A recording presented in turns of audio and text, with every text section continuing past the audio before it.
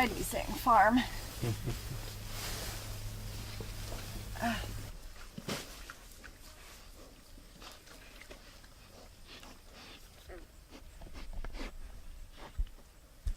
Pigs. I love pigs. Pigs are their meat, their entertainment, they're the best rototillers possible. They're fertilizing the soil. We have a patch of pasture that we've put pallets around, a pallet fence up, and raised pigs in 1 year, and then the next year we were able to till it and raise a fabulous crop of corn. So pigs are such a multi-purpose, easy to raise animal.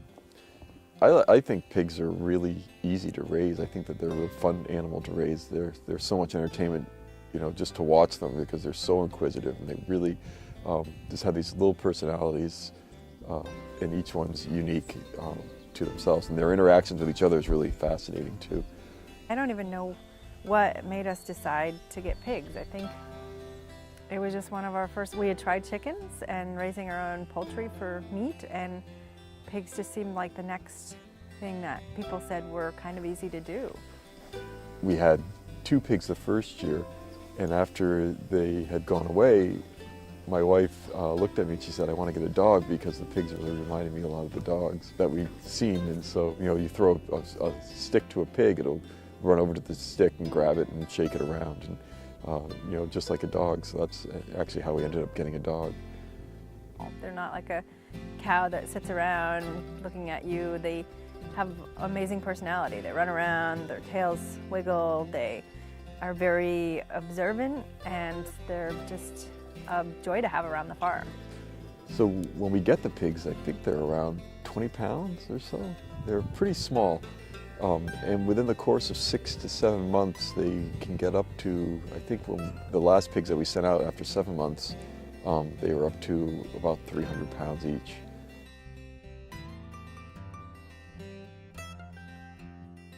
When we originally designed the pig barn, we made it so that the pig area had 3 doors. Each door would go to a different grazing area for the pigs. And that way we could rotate them through, because if you keep pigs in the same pen year after year, they will develop parasites, which isn't good. So we wanted to make sure that we had 3 separate areas that they could go into each year. And those pens, as we got more pigs, grew in size. We made our pens out of pallets because they were really sturdy, and so we drove cedar posts into the ground and then secured pallet fences to those posts so that they would be pretty sturdy, and the pigs wouldn't be able to break through them. Originally we had the pallets fencing go into the pond that's behind the pig pen, thinking that the pond would actually stop the pigs from be a natural barrier for the pigs. What we ended up finding out was that pigs can swim, and so one day I guess the pigs were out and Kathy was down in the gardens and there was a pig that went running by, and so she had to grab some kale and entice the pig back into the pig pen. So that was kind of our experiment with using water as a natural barrier. It's just so fascinating to watch their curiosity about everything. They're curious about people, other animals, foods that you give them. They love acorn nuts. We love to forage the acorn nuts for them. In the past, we've gathered acorns, we've gathered hickory nuts, all kinds of things. We'll be hiking in the woods and we'll just, or walking the back hill behind our house, and we'll gather up as many of the nuts as we can.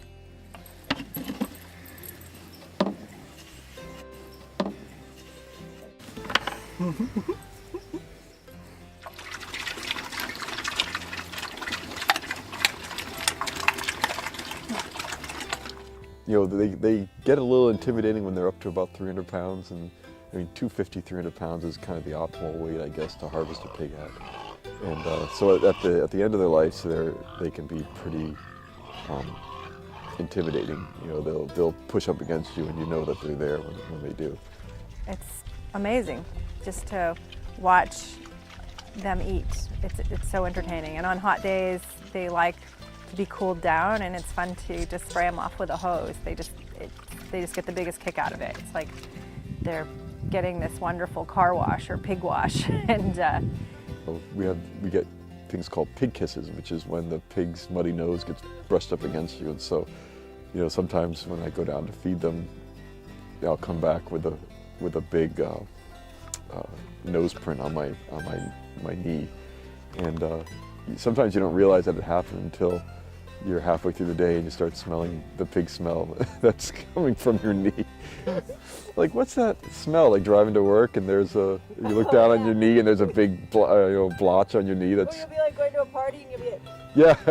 is that your shoes? Yeah, is that your shoes? Or is that my shoes? Is that the chickens? Is that the pigs? Is that the goats are the only ones that didn't really have a lot of smell associated with them.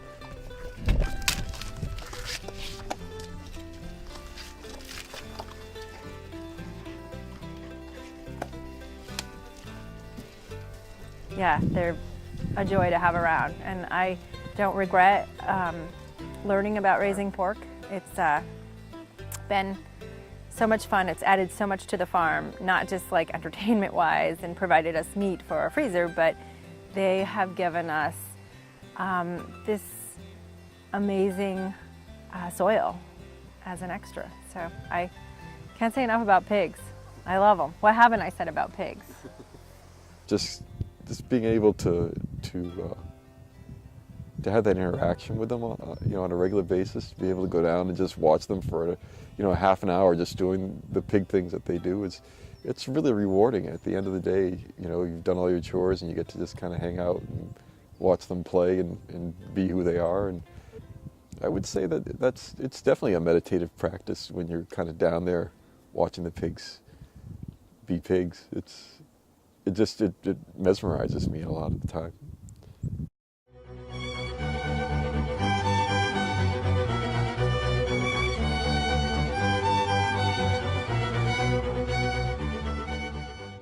Goats and, Right, yeah, wait.